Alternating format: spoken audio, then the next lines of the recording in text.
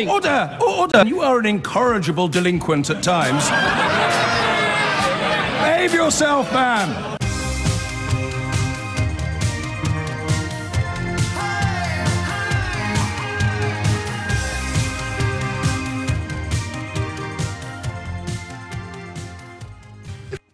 Noticed how sometimes we all get carried away with a kind of presiding narrative. Well, whatever the issue is, sometimes we don't examine it at the very source, and then suddenly it's halfway around the world before we've had time to work out whether or not it should be. I don't mean it's not true necessarily. I just mean that it becomes received wisdom before we've properly analysed it. I just had that thought as I prepared the subject that I think we should talk about next. If you're interested in such things, the Duchess of Cambridge has gone into labour with her third child in a hospital in London. I'm looking with child-related issues. I'm looking at Jeremy Hunt's intervention yesterday, in which he seemed to give social media firms like Snapchat, Facebook and Twitter a warning that they'll be facing big fines if they fail to protect children from emotional damage. And it suddenly occurred to me that we have spoken about emotional damage in the context of children and social media from the very beginning as an almost unchallenged fact of life, haven't we? Now, most children I know have had problems at primary school or in the first year of secondary school. Not my own children, oddly, so I speak with a degree of second-hand with WhatsApp and bullying. This is not designed to sound callous. I'm not one of those people that would say something deliberately callous to you in the hope of getting the phones to ring. And I understand parts of the answer, and I have to tell you at this point, if you don't know already, that I went to boarding school, so I think that might skew my perspective, because when you're at boarding school, you're never not at school.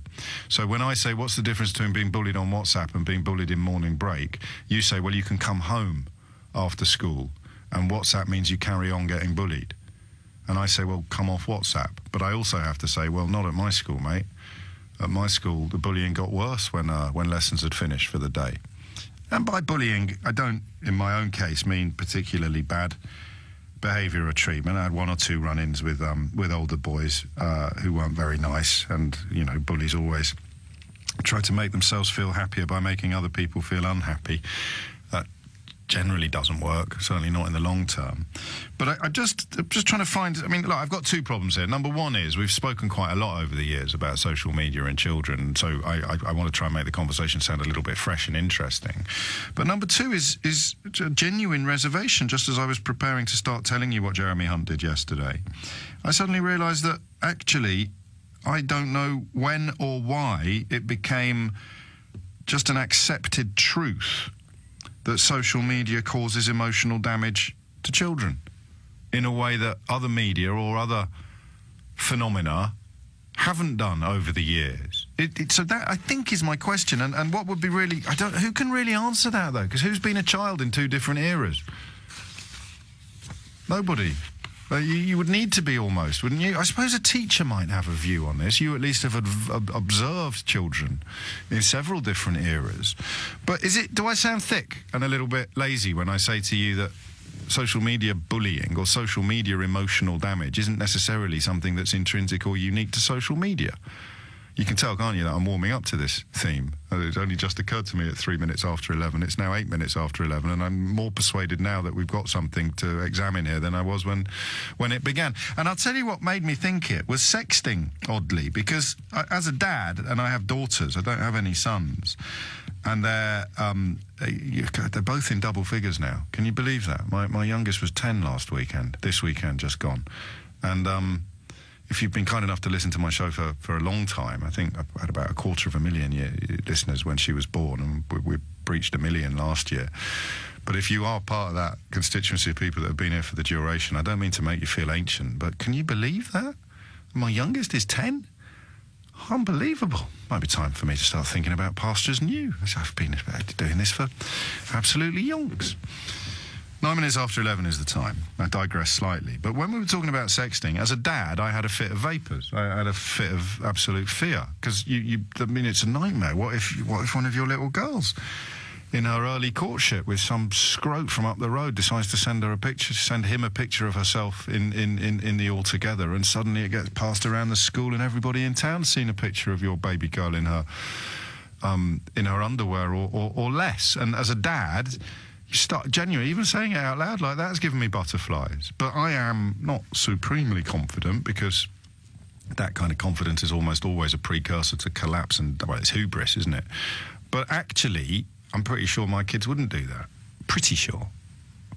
And when we did it on air, we got it right. Do you remember? We did it in the old-fashioned way, like everybody else does for a while, which was, oh, my God, it's the end of civilization as we know it, because that's how I felt as the father of 2 daughters. But then one day, again, because I think I owe it to you, if you're kind enough to tune into me every day, I owe it to you to find new ways and new approaches, new perspectives on old issues. So one day we said, you can only phone in on this subject if you have personal experience of it, which automatically put a kind of age limit. Though we did get a call from a couple of slightly crusty people who still enjoy sexting, but I was focusing it entirely at children, or people who were recently children, recently at school. And do you remember that? It was actually one of those ones where I sat there going, oh my days. Because almost all the young people that rang in were saying, yeah, James, mate, there are some appalling examples of what you've just described, like everyone in a school seeing a picture of a girl in her pants. But almost all of us don't do it, and if you do it in the context of a trusting relationship, it's no different from anything else that you might do in the context of a trusting relationship that you wouldn't necessarily want to do in front of your mum.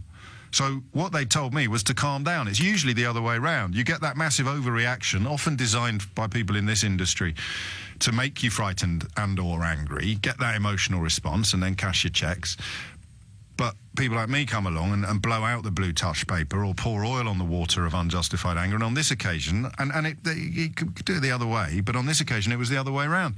People were queuing up to tell me that I was both out of touch and a little bit prurient when it came to so-called sexting. So I concluded then that sexting wasn't the massive issue that we thought it was, and that I had fallen into the type of trap that I normally berate other people for falling into. So media coverage of the issue frightened and made me angry. So I put my feelings ahead of the facts. When I looked at the facts, or at least the conflicting perspectives that my callers provided us with, I realised that for the massive number of young people, this, A, isn't a problem at all because they don't do it. No more likely to send a picture of their privates to their boyfriend than I am to send a picture of my privates to Mrs. O'Brien. God forbid.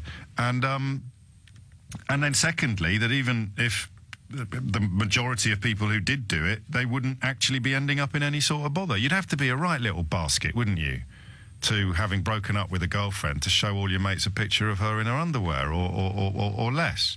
And there are lots of little baskets around, and if your daughter is unfortunate enough to have gone out with one of them, then I sympathise with you, but it doesn't necessarily mean that we should all have a fit of the vapours and collapse in terror. So I bring that next to social media in general. I just wonder whether we've fallen into the same trap. Facebook, Snapchat, Twitter, they're all awful. They're damaging our children on social media. I got a nephew who was telling me at the weekend that everyone in his class has been ordered to remove WhatsApp from their smartphones because he's a sweet little kid. He said, because there was an incident. I said, what do you mean there was an incident? He goes, I think someone got bullied or something. There was an incident. So everyone had to take WhatsApp off their phones. So now you go, oh my God, WhatsApp. But shouldn't we be going, oh gosh, more bullying? 'Twas ever thus, plus ça change. I don't know. That's my start for 10 this hour.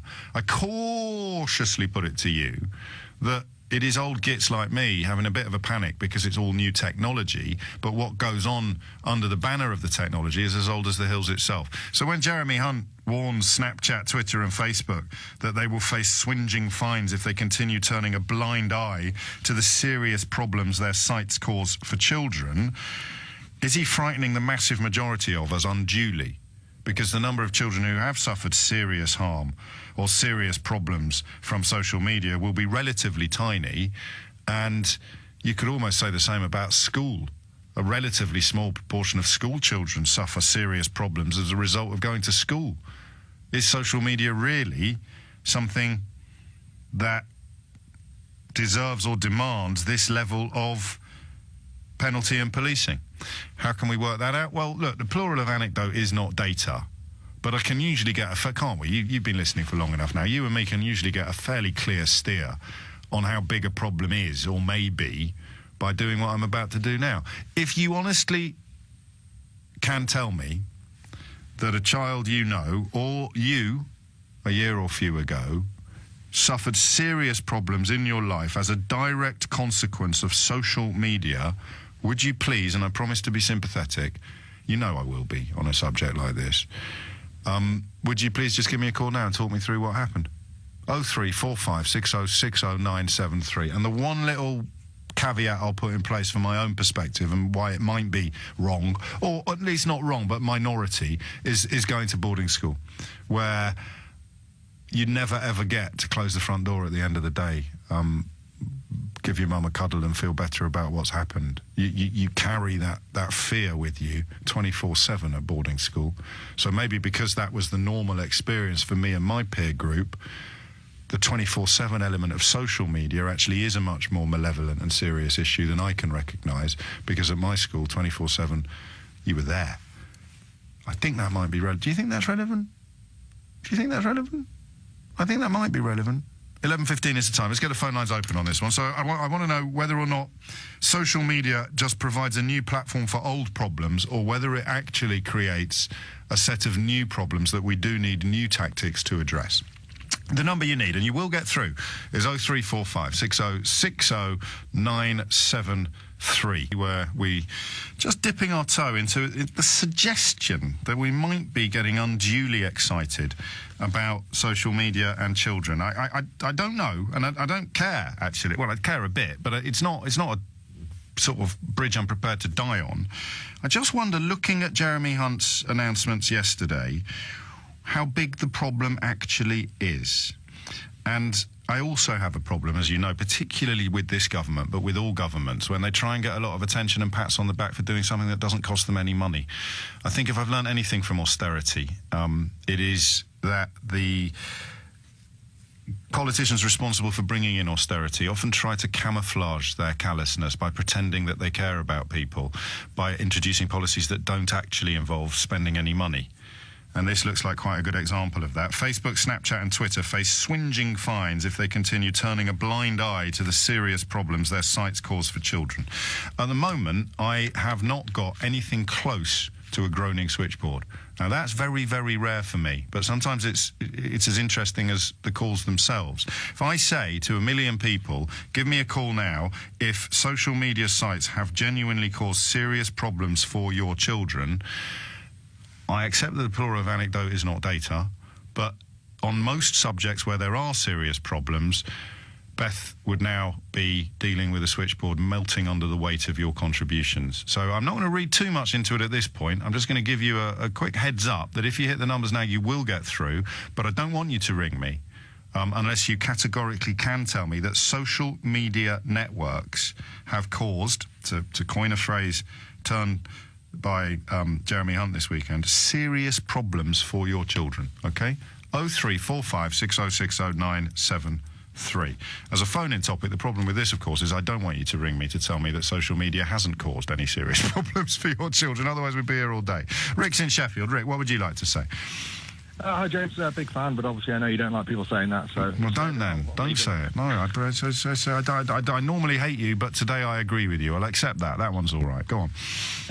Well, so basically, I don't want to be the caller you don't like because they agree with you. However, I have some very well-connected friends. One of mine is Professor Chabilsky, who is in Oxford Internet Institute, as in the University of Oxford. Okay. He studies this kind of stuff. He's a professor of psychology. Now, the point is that there are a number of things he looks at, things gaming, internet, usage of devices, that kind of stuff. One of which he does look at is cyberbullying and bullying, particularly comparing the two. Now, cyberbullying does definitely cause effects. However, when you try and compare them, and obviously with things like psychology, it's difficult to compare them properly and come up with real concrete results. Everything is a best guess, this is what we think kind of stuff. real bullying, relatively, tends to last longer, has deeper effects, and tends to basically be much more real. And having been to a boarding school like yourself, I can definitely say that's true. It's a much more, encapsulating experience. Like well, we don't. I mean, this is what your friend has found in his research, is it? The idea that what we call bullying on social media, for someone who went to a British boarding school in the 1980s, you'd struggle even to call it bullying. Exactly. Well, I wasn't expecting the first call to tally quite so completely with my sort of suspicions, but you are... I mean, you're not offering me up anything from personal experience. You're just offering up the research that your friend at Oxford has undertaken. Yeah, exactly. And being part... I'm an active person in social media. I'm a software developer, so I'm around these kind of things. And yourself, you're obviously all over it. Like you say, it's one of those situations where the real threat of a person doing it is more than a digital threat. It's still a threat, and let's not belittle that. You know, people do get hurt, people do get upset, and yes. I'm totally reminded about that. But then again, it hurts much less than... I mean, I've got a scar on my hand from when a bully beat me up at changing the TV channel. Yeah, that's a real thing that actually happened to me. I'm totally over it. I don't wake up with nightmares or anything like that. But at the time, obviously, that was a real thing.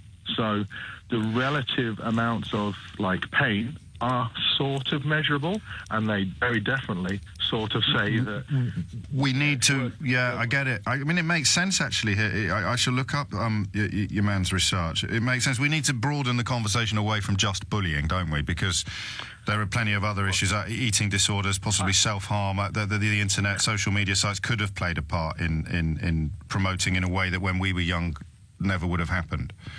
I agree. I have one more point to make, which is quite interesting. I'll be the judge of that.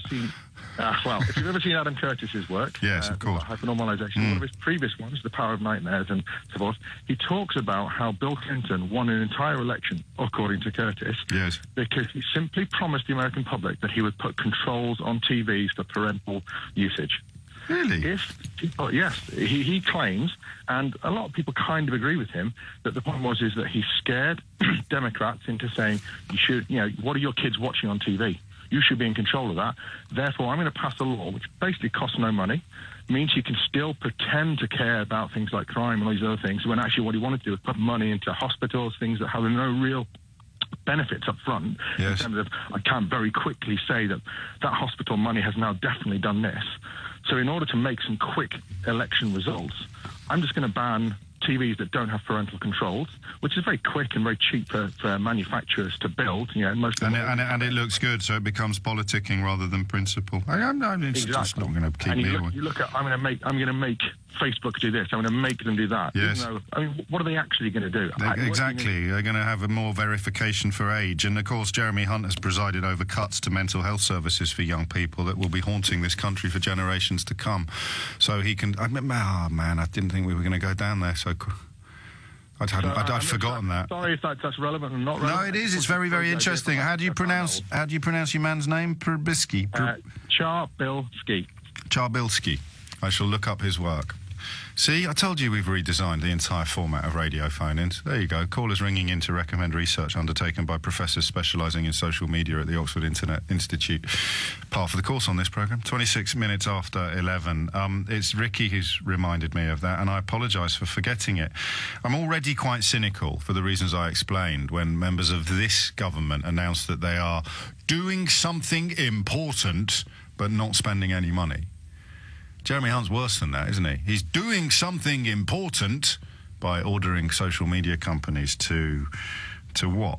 I don't know. Stop turning a blind eye to the serious problems their sites cause for children. Top of the list of those problems would be mental health impacts upon young people. What's Jeremy Hunt done for mental health services in this country for young people? I shall check the numbers for you and report back to Sweet. 0345 60 60973 is the number you need. Are we confident that social media sites are as big a problem? They clearly offer up problems that are new, but are they as big a problem as scaremongering headline writers would have us believe? Peter is in Oxford. Peter, what would you like to say? Oh, hi. Yeah, I mean, I wanted to give you a bit of insight into what happened to me. My daughter became involved in social media, like many kids do, around about the age of 12. And what happened at that age, she was quite easily influenced, and new school, all those sort of things. And what eventually happened was there was a group within a social media circle of friends who were starting to encourage her to self-harm. What platform was it on? Do you know? Yeah, it was on Facebook. Right. But it didn't. It bled across Facebook into other platforms as well. So I don't want to just point the finger at Facebook. No, that's fine. Oh, you poor family. Well, it was tough, but I think first observation for me was there is no support. If you have a problem with social media, there is nowhere that I could find that I could go to. You can't find a phone number. You can't find a hotline. There's nothing, is there? And why would there be? The social media world is the definition of low tax, low regulation that some politicians dream of, where you don't spend any money whatsoever on looking after other people. Yeah. And the frustration for me was that the lack of regulation. So having to go behind the scenes and do my own research into how I can find out what's going on, because again, it's very easy to mask things from parents as well, and as a parent you've got a responsibility to keep your child safe. And what I found was my daughter was being encouraged to use different areas of social media and different forms of communication, pseudonyms, different names and the like, to try and mask what she was up to. So can I just pause, because remember, I know that this is urgent in your mind, but most of us listening won't know anything like as much about it as you do, so I just want to clarify and get a bit more detail on a couple of things. The people that were encouraging your daughter to hurt herself, were they known to her in real life, or had she sought out sites where people suffering in this way offer companionship, company to each other? Yeah, it started out as inquisitiveness, which you would expect from a young teenager, to be inquisitive and to try and find things. The problem was an inquisitive teenager can be quite easily influenced, and to cut out all of the in-between stuff, what we eventually got to was there was some vulnerable adults were actually seeking out children to support them. So what we had was a problem with an adult trying to encourage my daughter to hurt herself and possibly commit suicide, and that individual was actually a vulnerable person. And that probably couldn't have happened outside of the world of social media. Correct. Right, can I ask you a tough question? Go for it. From the perspective of a concerned, but I hope not complacent parent, given the age that your daughter was at the time, why couldn't she come and talk to you as she fell under the spell, or before she fell under the spell of this vulnerable but dangerous adult that you've just described? It's a cracking question. If I knew the answer to that, I know, mate. I know. But we want to go on through for. I mean, one key thing we did, and I know this is quite knee-jerk, and some people will balk at it, is I cut off all access to the internet for my daughter. How did you find out what was going on? How did I find? I used a keylogger to track what was happening on a computer. So you knew something was wrong. Did you know she was harming herself? I found out we had to commit her to hospital, yeah. Oh, mate. So once you found out that she was harming herself, you stuck the software on her computer so you could see absolutely everything that she was doing, and quite quickly you found evidence of her being... So I found everything, presented it to the police. The police found another group of vulnerable individuals who were dealt with and was given support, and also the adult that was involved as well actually had mental health issues of their own. And I would say this: the mental health service comes in for an absolute hammering all the time from media and from individuals and members of the public. They are under pressure, and I don't know that anyone ever attacks the service. It's the cuts to the service that are criminal. Yeah, it is, and you're absolutely right. And I think it's good that we raise that, but also those that are involved in the industry, in that sphere, and also social services, they do a fantastic job. They never used many years ago. I'm sure there were problems, but I must say they've been incredibly helpful, as have the police as well. So I want to thank them for all of that. No, of course. Fine now. Well, I'm glad to hear it. It must have been tough to do this, and then having her hospitalised as well. And I think this is an example of something that. Well, I mean, but your daughter was clearly not very well, and she was clearly vulnerable, and that probably would have led to something unhealthy, even in the absence of Facebook and social media, wouldn't it? Or not? What do you think, Paul Peter? No, I don't think.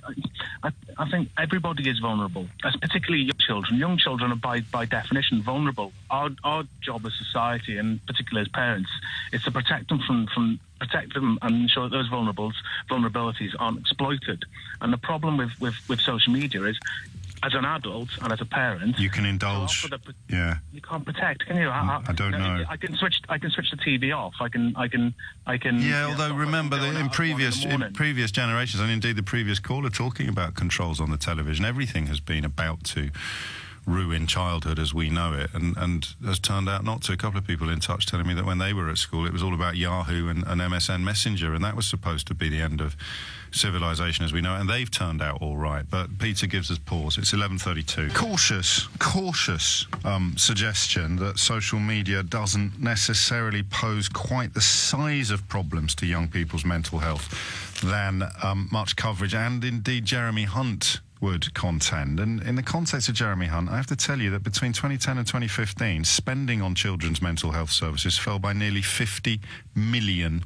So you tell me how much he cares about children's mental health, presiding over cuts on that scale, while being sort of very bossy with regard to Snapchat, Facebook and other social media. But it is clear that social media, Facebook in particular, is increasingly a force for ill. I don't refer just to Cambridge Analytica and other developing stories there, but also the finance expert and consumer campaigner Martin Lewis, founder of the Money Saving Expert website, is in the news today because, well, he's doing something that many people would probably quite like to do, but with characteristic verb, he's actually going to do it. He joins me on the line now. Martin, you are suing Facebook.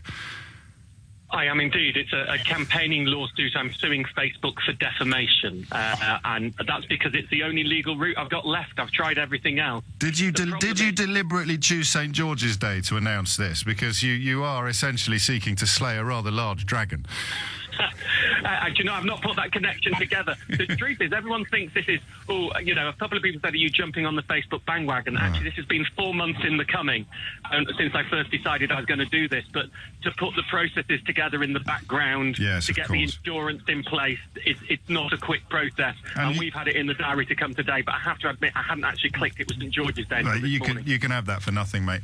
The point is, you've been spitting nails for some time about the fact that your photograph appears on what are essentially con scams, claiming that you've offered some sort of endorsement to a get-rich-quick scheme or a Bitcoin-based scam. And perhaps you could talk us through, because I mean, you won't have been listening this morning, you're too busy, but other callers, we've been talking about the absence of complaint procedures, even if you're worried about something that's happened to your child. You're worried about your professional reputation being maligned. What avenues did you discover you could go down when you sought redress from Facebook? Well, I'm more worried about vulnerable people who trust me being scammed out of lots of money because of it than my own professional reputation. This is just a means to an end, the defamation. I mean, look, I have put Facebook on notice. It is very simple in my case. I don't do adverts. So any advert with me in is not an advert I approve of. And these adverts are for scams. Now, this is the problem. Facebook has put this statement out today saying that we have spoken to Martin and his people, and in fact, we've taken some adverts down this week. Well, all very well and good. But this is what happens. There have been over 50, and that's a conservative estimate of these adverts over the last year. When I eventually find out one is up there, because remember they're algorithmically generated, so I don't necessarily see the advert. Someone has to report it to me. They report it to me. Me and my team, we get onto it. We report it to Facebook. After a couple of weeks, Facebook may well eventually take it down, and then bang, the next day, another new advert, the same is up. And and they say, I have to police it. Well, why am I policing them? They are being paid to promote and promulgate these scammers. They are facilitating and culpable in scamming people. And they're telling me, I've got to the stage where I'm virtually having to hire a member of staff, a full-time member of staff, just to deal with this. But I'm not making money from it. Facebook is. And it tells, I'm not here to police Facebook. Facebook should police Facebook, or our politicians should police Facebook. So I'm suing them. And every penny I get will go to scam charities. I should say that. I'm not suing them for money. You're such a force for good, mate. I know I'm supposed to have some form of objective distance, and I should, for the record, state that I was a huge fan of Martin Lewis long before we were defeated on the 2015 edition of Celebrity. You don't have to mention that. If we're going to phrase that, we should at least say that we drew on the Celebrity edition and lost on a tie-break. We did lose on the tie-break of the University Challenge.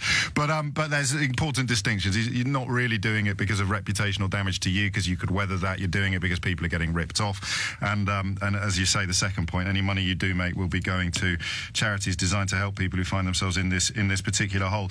You are part of a bigger picture, though, and that picture seems to portray a huge multinational conglomerate run by, with very close scrutiny, a billionaire chief executive, which has, without us really noticing, almost grown up in defiance of traditional law and legal practice, because you describing a scenario in which it somehow they think it falls to you to prevent them from making money out of things that are both untrue and illegal. Yeah, I mean, it's quite ridiculous, and Facebook has grown out of control. I think this is more than negligence. You can read there's some great reports out there. There's some wonderful reports on Bloomberg, if anyone wants to dig it up, about conferences which are effectively of people who are very good at doing these type of adverts that Facebook has people appearing at. So I don't know whether this is deliberate or whether it's negligent. I don't know any of that. I don't care. All I want is it to stop. And I would give up this lawsuit tomorrow. Facebook, if you're listening, call me up. Tell me you will put proactive approval in place so that using your wonderful facial recognition technology that you're telling everyone you're going to be installing, when an advert with my face comes in with a picture of me or in my name in, you check with me. If I will pre-register, you check with me whether it's legit, and in my case, it will never be legitimate. But in other celebrities or public figures' cases, it may be legitimate. Deborah Meaden, Peter Jones, Richard Branson, Holly Willoughby, Lorraine Kelly, all have had fake adverts. Piers Morgan even, fake adverts. Good Lord, what were they trying to sell with Piers' face? The same as me, a Bitcoin code. Oh, okay. They'll do. The point about it is that just. Well, it's clear. It's clear what the point is. Get the chat, and if they said to me, "We'll introduce that," I'll drop the lawsuit tomorrow. I'll be honest with you, James. I wouldn't mind costs. No, fair enough. I'll drop the lawsuit tomorrow if I can. I do always keep an eye on the costs. Martin is, only got about 125 million quid when he sold his shares in Money Saving Expert. But this is what you're doing. What, James? The truth about that, and you're right. I do have that amount of money, or around that. Let's not say the numbers right. And that's why That's why you can do this, mate. Absolutely. You shouldn't have to be a millionaire to be able to expose your rights and stop being defamed, stop them doing this to you. That shouldn't be this way. You're absolutely right. In this case, for me and for all those vulnerable people who should be fixed Facebook for defrauding them, who they can't afford it. This is public duty in the purest form, albeit with a personal angle. But you'll be protecting everybody. What is your legal advice? Do you think it will come to court, or do you think that they will do what you've just described? Because as you've reminded us with the facial recognition technology, I can't see why it would be too difficult. Well, I think they might lose a lot of money from that. The problem with Facebook is they're going to say, we don't have legal jurisdiction in the UK over Facebook. It's not governed by UK law. And I see. They're not a publisher. Yeah. Watch this space. Quite clearly, I've been defamed. Yes, and that's not the question. And they have published it in at least one sense of the word. Martin Lewis, more power to your elbow. Sorry, did you want to add something else? You're welcome to. No, I just think, and they've been paid to publish it. That's the difference from this and fake news. Fake news, they're not paid to publish. Here, they're paid to publish. It's a much more direct causal link. I wouldn't pick a fight with him. Martin Lewis, the money-saving expert, but now a campaigner across a range of issues, particularly in the area of consumer rights. This one, of course, addressing adverts using his image to promote scams, which I have to tell you, I hadn't clocked that little extra element that they get paid for it as well. So it's actually unbelievable when you break it down like that. 11:45 is the time. You're listening to James O'Brien on LBC. We'll return to the other element of this social media conversation in a moment, which, look, I mean, we'll take it up till 12 easily, but I am not, and this will sound a little bit boastful, but it is now the exception to the rule when our switchboard isn't full, okay? Obviously, I make a habit of talking to callers for rather longer than is traditional, because I've succeeded over the last few years in tempting callers who have rather more to say than bovine sound bites. So it's always worth, or often worth, examining what they have to say a little bit more than, we should send them all back where they came from, James. But on this one, I have got 4 or 5 phone lines free, which suggests to me that there isn't a long queue of people with personal experience of social media providing serious problems to their children. There are clearly some. Peter's story was particularly poignant.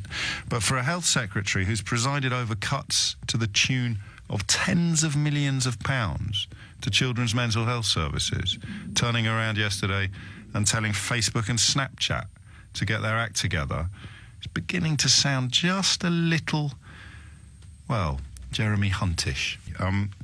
If you were health secretary, what would you consider to be more important? Providing money to mental health services for young people, or telling Facebook to toughen up their age verification procedures for people trying to join pages?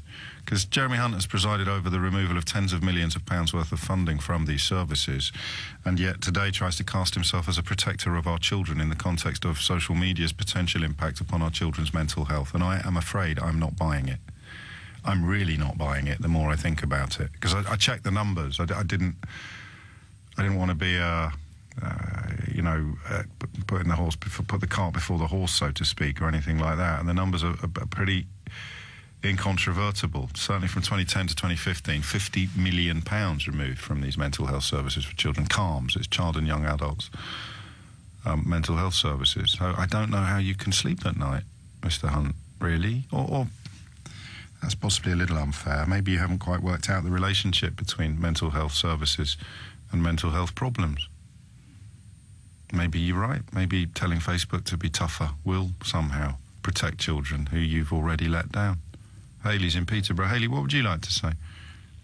Hi, James. Hello, Hayley. I think that's a really good point you just made. I think there categorically is a link between social media usage and developing mental health issues in young people. But what I need from you, because it sounds like you work in this field. Well, I volunteer for a local charity called the Young People's Counselling Service, and we were set up out of a desperate need due to the, like you've just said, the lack of mental health services for young people. What I want your help with is plotting just an entry-level understanding of how many of the problems being presented would not have happened in a different way, shape or form if there was no social media. Do you see what I mean? The ones that... Absolutely. Good. Yeah. So how do we know that? I mean, maybe we can't know that. I think what will happen is if there are these underlying mental health issues, they would have happened anyway. But the social media, it amplifies those issues for a lot of children. Also, there are issues that are organically originating from social media usage and from bullying from it. Lots of the cases that we have through the charity are heavily as a result of social media and the abuse of it, and the children. What sort of things? What rings the largest alarm bells in your head? Yeah, well, I'm not a counsellor. I manage the social media, so I'm not privy to all of the details, obviously, because that's a privacy issue. But just some general conversations that we have as a charity and how we can move forward and how we can help support these children. It is originating from school a lot of the time, and there might have been... So when you and I were children, we could have gone to school. Obviously, you boarded, I didn't. But I could have gone to school, and if I'd had an issue with somebody at school, as soon as I got out of the school gates and got home, that was my safety. No one could get me in my bedroom, and I was protected. But now these issues go beyond the school walls, they go beyond the school gates, and they follow the children home into their safety zones, into the problems in the palm of their hands constantly. So whereas there was respite from it, in previous generations, that doesn't exist anymore, because it's in the palm of their hand. So that bullying, it can even just be like lack of self-confidence. It's not even maybe a direct bullying. Sometimes it is that isolation and that being left out. Oh, so then, because I was about to say, well, then they just come off these platforms. And, of course, you've just explained before I asked the question how that could create a whole raft of new and different problems. You'd feel like... Social media is the new currency, isn't it? It's not as easy as saying just come off it. Everything involves social media. Your show is based heavily on social media, Facebook, Twitter. So much of what our children's lives revolve around, and not even children, everything. Every company, every organisation. I can see how some of these organisations could be a little bit more robust in checking the ages of children that are signing up to them. But once they've signed up, it's not Facebook's job to stop you from calling me names, is it? No. Be very busy on the LBC Facebook page if it is. It's a minefield, and this is why there's no quick solution. Yeah. And it's all about finger pointing at the minute. It's your fault. No, it's not. It's your fault.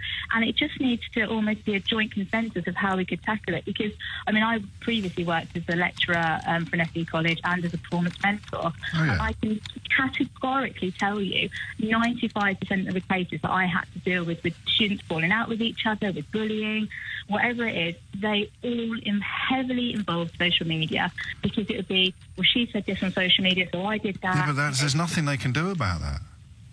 And this is the thing. This is where the schools are pulling their hair out, because they physically, it's too hard to police. It's too great a problem to police, and they don't have the ability to tell people, well, you can't be on Facebook, and you can't say this on Facebook, because it's beyond their jurisdiction. So and this is why it's causing so much, and this is why we're seeing it so much through the charity. I mean, in our area, children waiting up to 6 months for an emergency appointment to see a counsellor, and that's why our charity is set up alone, just because we needed that emergency intervention and early intervention as well. And so many of these issues, they do stem from Facebook and from Instagram and Snapchat. And I guess the biggest problem is, as soon as you've started to tackle and understand one platform, there's another platform that then you have to understand about that platform. It was Facebook, and then it was Snapchat, and it just keeps going. So it's an ongoing, evolving problem that it's really hard to police. And it's a nice headline for Jeremy Hunt, but it's hard to see how anything that he can reasonably do can make any meaningful difference to anything. I mean, I manage social media, and I just don't know how they would police it. I don't know. Like you said, it'd be better putting the money back into the services that can help the children that have suffered because of that. Putting the money back into the services. No, well, this is policy, as we're increasingly learning to perhaps suspect with this government. This is policy designed to please 70-year-old men who edit newspapers, not 17-year-old kids who may be facing real problems. Online giants get 7 days to show they'll keep kids safe, reports the Daily Mail, without mentioning once that Jeremy Hunt has personally presided over the largest series of cuts to child mental health services in history, ever. Oh, come on, guys. When are we going to wake up to this? 11:57 is the time. Hayley, thank you. Alice is in Leatherhead. Alice, what would you like to say?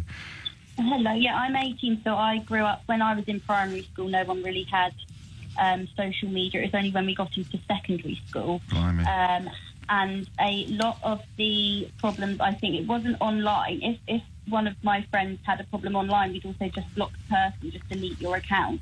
It's when it's less social media and came into the school and into other places when it is a problem. For you, I mean, so you didn't. Social media didn't really create the problem, or it did create it, but the amplification in real life was where the biggest problems lay. Is that right? I think so, and there's nothing that social media can do about that. That's going to happen, like you say, anywhere. It's not. It's just social media can create a place for the bullying to start.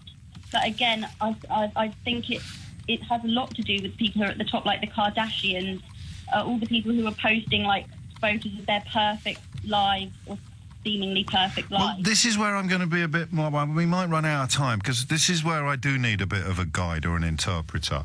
How could a picture of Kim Kardashian's posterior impact upon my mental health as a teenage girl? Because you're suggesting that swathes of teenage girls look at her backside and think, oh, I'm never going to have a bum like that. My life's not worth living. I don't think it. I think it's the pressure that, everyone's. It's not a real. But did you feel it yourself? Not particularly. I've never been. That's what I thought, because I can't. Yeah. I can certainly listen to you with interest, but I don't know that I buy the idea that this is a massive problem. I'm never going to look like her. My life is awful. No, and I think a lot of people who did have that kind of problem at school, the ones who would get upset over quite maybe things. I sound a bit callous there. No, it doesn't. It doesn't sound callous at all. It sounds complicated, actually. And what politicians like Jeremy Hunt seek to do is present these things in a really simplistic way for the digestion and comprehension of male old age pensioners who edit newspapers. Whereas if you really cared about young people, you'd be talking to 18-year-olds and 15-year-olds and trying to do things that please them rather than things that please newspaper editors and owners. It's a weird one, this, actually. It's one that we'll return to, but I have to tell you, I should apologise now to Jamie, to John and to Chris, but that was not, by any stretch of the imagination, one of the hours where our switchboard was you're all ringing now, yeah, that doesn't prove anything, was straining under the weight of calls. I think we're probably going to stay with childhood-related issues this hour and turn our attention next to calls by doctors to ban fast food shops near schools. The question I really will have for you is, will it work? We've talked about it many times in the past, but it would appear to be moving closer to possibility or closer to reality. It began with a Sadiq Khan proposal, didn't it, on any new fast food outlets being built within such a distance. But now the Royal College of Paediatrics and Child Health are calling for it to be part of the government's obesity strategy that's due to be published this summer. I've said it before and I'll say it again. If it's going to involve spending money, they won't do it. If it's going to let them look good without spending any money on actually looking after people, poorer people usually, then they might. This one doesn't necessarily fit into that equation. But before that, just towards the end of the last hour, one father rang in with a story of social media corruption or social media dangers that Beth, the producer, felt it would be remiss of us not to hear. So we're going to return to that subject for the duration of this call, and then we'll turn our attention together just to the simple question. Also, you know, it would be new fast food shops, would it? Or would it actually involve the closing of ones that are already there? Because that seems very heavy-handed. We'll find out shortly. 6 minutes after 12 is the time. Chris has called from Cambridge. Chris, what made you pick up the phone? Hi, James. Hello, because I felt that I'd needed to share what happened to us. Go on. So, I'm afraid my daughter was the victim of a very nasty online sexual exploitation crime. And although we are extremely savvy, low-risk, middle-class family, we were unable to see this coming. And when it hits a family like this, you would be shocked at how unable the police, the Polit, the National Crime Agency, and others are able to deal with it in real time, and how Facebook and Instagram can't deal with it in real time, and whether they actually want to. Yes, it's can't or won't, isn't it? There's a distinction to be drawn there, probably. It is very hard. To talk us through it and take all the time in the world, mate, because I know a lot of parents will be very grateful to you for doing this, but I also know as a parent how hard it's going to be for you. That's really why I'm calling, and that's the only reason. It is a very personal thing. My daughter was on Instagram following secondary school. Yeah. Goes to a very normal secondary school, and when they started there, we allowed some social media access, and we were very, very careful about how to do that. And we agreed that she could be on Instagram with her friends on the basis that we were also her friend on Instagram, and therefore we could see any posts that were going on, and we could see what was going on her social media. And that was fairly successful, or so we thought, policy. Unfortunately, out of nowhere, we discovered that she had been groomed by an online paedophile group who had made friends with her and convinced her to share, very nasty images and videos, and completely they'd threatened her with horrible things. So it escalates, doesn't it? You start off doing something that involves a degree of persuasion, and once you've done that, they threaten to share that if you don't do something else. Is that right? I don't want to... It's hugely, so it's a bit like manipulative relationships in grown-ups. Yes. But obviously, these people are, very, very clever and know exactly what they're doing. And did your little girl think that 12, 13-year-old... Did she think she'd found a boyfriend or something like that? Correct, yeah. Oh, so God. And she knows not to talk to people she doesn't know, not to reply to messages, but they put their web out across all kinds of things. So they go, "Hi, I see you like horse riding, or I see you like Ed Sheeran." And once a conversation begins, and for her it was, "Who are you? Leave me alone." Yeah. That's all it took for them to say, "Hi, no, it's okay. We know each other through this group." Right. And then over time, because they're dealing with 50 or 60, they're doing it with 50 or 60 people all at the same time, they convince you to become more intimate and share an image. Yeah. And it's probably not, well, it wasn't a pornographic image. And then they convince you to, then they manipulate that and say, "Oh, I need more. I'll share this with your friends if you don't show me more." Yeah. Before you know what's going on, it is out in the open, horrible threats. So it becomes, "We will kidnap you, murder you, share this with your friends and family. If you don't, video stream, live video stream, all kinds of stuff." At what point did you find out, and how did you find out? So, I mean, this is a bomb that has gone off in our family. I know. All right. I took a month off work while we dealt with this. We were in the middle of a huge police and criminal investigation. Christ. This ring were from Saudi Arabia. God. These people. We only found out because she couldn't cope anymore and turned her phone off, and they shared images with all her school friends. And as you can imagine, that exploded. Yeah.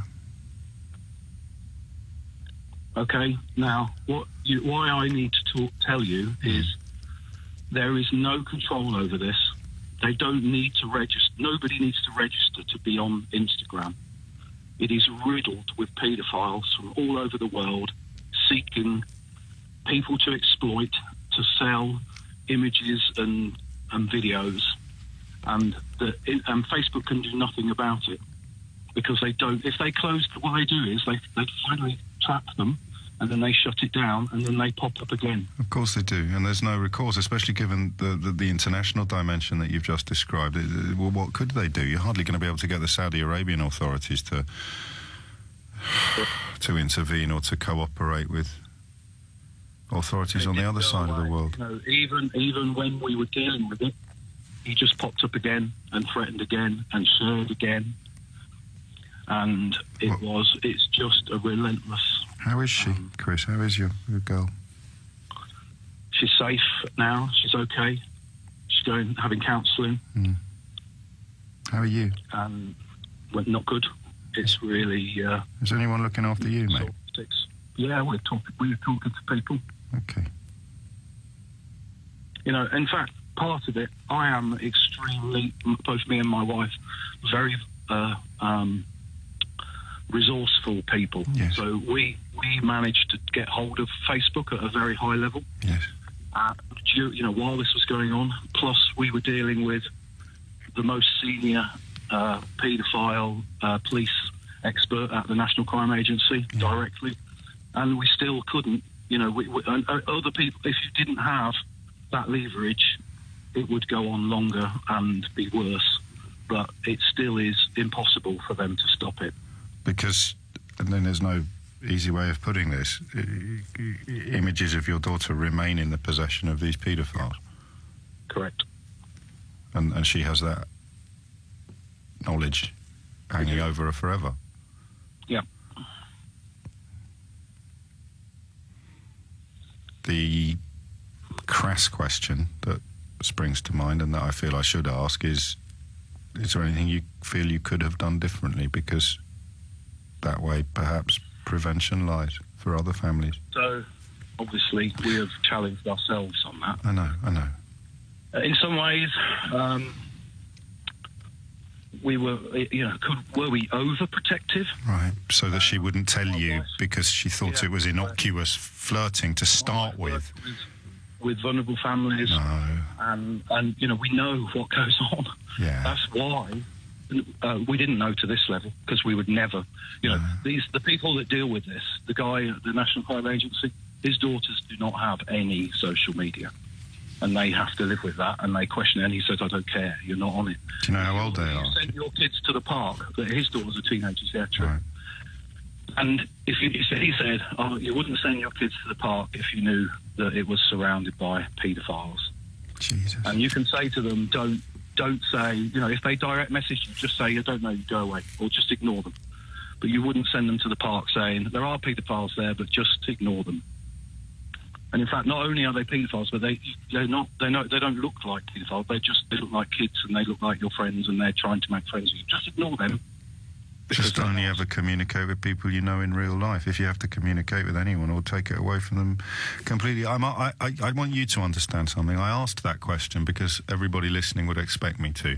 But I think one of the hardest things to accept, especially as a parent, is that you can never, ever do everything right. Or rather, you can do everything right and never, ever, ever insulate yourself from horrors coming into your life. We try to kid ourselves that we can. And I'm sure you and your wife must have beaten yourselves up to the nth degree. But sometimes really awful things happen to really good people for no reason other than dumb luck, don't they? Yeah. Or a degree, perhaps, of, I don't know, changing worlds and individuals not keeping up with them. James, do you know, I think we will look back in 10 years and be shocked with ourselves that this Wild West approach to these things was the way it was. I question Facebook about why you don't have to wait an hour to open an Instagram account. Yeah, just to check something. Not an hour, a day. You know, why can't you say it takes 24 hours and you know, you should register an address or a name? And their answer was because we need to be a free service across the world, across oppressed nations, and et cetera, et cetera. But it is a complete free-for-all, and I think we will wake up one day and realise that this is happening all over the country to all kinds of families. And it is shocking. And I know why you rang in, and I know that what you hoped to achieve will have been achieved. Somebody somewhere will make a little check or have a little conversation or ask a little question way, way, way earlier than they would have done otherwise. And as a result of doing that, they will prevent a similar situation developing in their own family. And that is why I shake you by the hand, metaphorically speaking, because that was proper brave and proper decent of you to share, mate. Okay. All right. Mind how you go. It's not actually on Jeremy Hunt's lists of things to be concerned about, but it's certainly on mine now. It's a tough one, isn't it, to follow something like that? Because, like you, I feel sick to my core on this sort of thing. There's some really evil people out there, we know that, and it is true, I think, that social media gives them an opportunity to come into our children's lives in ways that we are not yet able to properly scrutinise. And social media needs to do more. And just look at every single story involving Facebook at the moment, whether it is the proliferation of racist lies that propelled Donald Trump into the White House, having been very carefully targeted at people that were likely to be manipulated by such stories, whether it's Martin Lewis's experiences as seeing his image used to con people, or whether it's what we've just heard, in that case Instagram being a doorway through which some of the most evil people on the planet marched into the life of Chris and his daughter. I don't have an awful lot of faith that a government dedicated to policy pronouncements designed to please old men in mahogany-lined offices are actually going to have much impact on the lives of 12-year-old girls in Cambridge. Just a suspicion I've got, compounded by the fact that Jeremy Hunt has presided over tens of millions of pounds worth of cuts to children's mental health services, and yet 6 months ago announced a, quotes, working group to look at the impact of social media on children's mental health.